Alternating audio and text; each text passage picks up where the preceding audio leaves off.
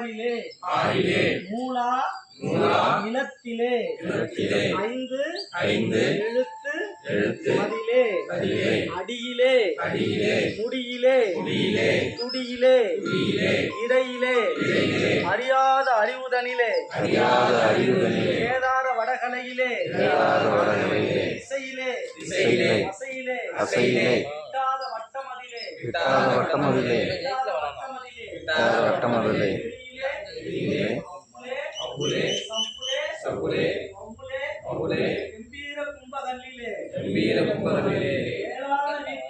மேலான வீட்டிலே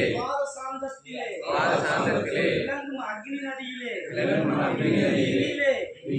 மண்ணிலே இந்து நாதத்திலே வேதாந்த மதிலே சாலோக சாமீப சாரூப சாயிச்ச சதா பதவியில் தத்துவ கடலிலே அவயோக நிலையிலே தனியானை நந்தி முகனே லீலா வினோத பிரதாபனே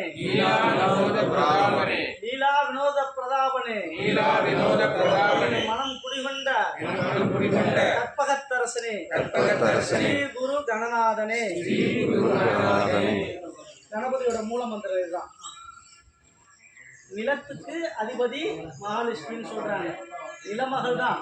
நிலமகள் வந்து எப்படி வந்தாங்கன்னா நிலத்துக்கு நம்ம கஜலட்சுமி இது சொல்றாங்களா, அவங்க வந்து கஜலட்சுமியை மாத்திட்டாங்க. ஸோ நிலமகளுக்கு முதல் பூஜையாக யானைகள் வந்து நீரினுடைய தத்துவம், பஞ்சபூதங்களுடைய தத்துவம் தெரியுதுங்களா? ஸோ அந்த பஞ்சபூதங்களுடைய தத்துவத்தின் பிரகாரம் நான் 5 இது இருக்குது அந்த யானைக்கு தெரியுங்களா? ஸோ அந்த பஞ்சபூதங்கள்ல நம்ம உடல்ல வரும்போது அமிர்தகலை விஷகலை உண்டு தெரியுங்களா? அமிர்தகலை வந்து நம்மளுடைய நீர்ல வந்து கங்கா நீர்ல வந்து குளிச்சா முக்தி போகலாம். அதுல வெப்பம் இருக்கு, ஏன்னா வெப்பத்துல பனி கட்டி உருகி வரும் தெரியுதுங்களா? ஸோ காவேரி நீர்ல காற்று இருக்கு, அதனால பிறவி முக்தி கிடைக்கும் தெரியுதுங்களா? இது ஞான முக்தி, இது பிறவி முக்தி. இது ரெண்டுத்தையும் சேர்த்து வைக்கிறது தான் அந்த 2 யானை. ஸோ இது ரெண்டுமே யானையை வந்து நம்ம நிலமகளுக்கு குடை பிடிச்சிட்டு இருக்கிறாங்க. அதுதான் இந்த நிலமகள் பூஜை தான் ஆசிவகத்தினுடைய சின்னம் தெரியுதுங்களா? இந்த ஆசிவகத்தை கண்டுபிடிச்சி செஞ்சவர் யாருன்னா முதல் தெய்வம் முருகன் தெரியுதுங்களா? ஸோ இந்த முருகப்பெருமான் தான் நம்மளுடைய மூத்தவர்.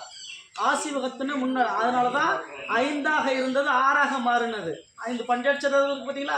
6வது பஞ்சாட்சரம் அந்த காந்த புலம், அந்த காந்த புலத்தை கண்டுபிடிச்சு கொடுத்தாங்க. எட்டிய தூரம் வரை இறைவன் இருக்கின்றான் அப்படின்னு சொல்லும் போது அதை நம்மளால கண்டுபிடிக்க முடியல, ஏன்னா நம்மளுடைய புலன்களுக்கு அது தெரியல, உணர தெரியல.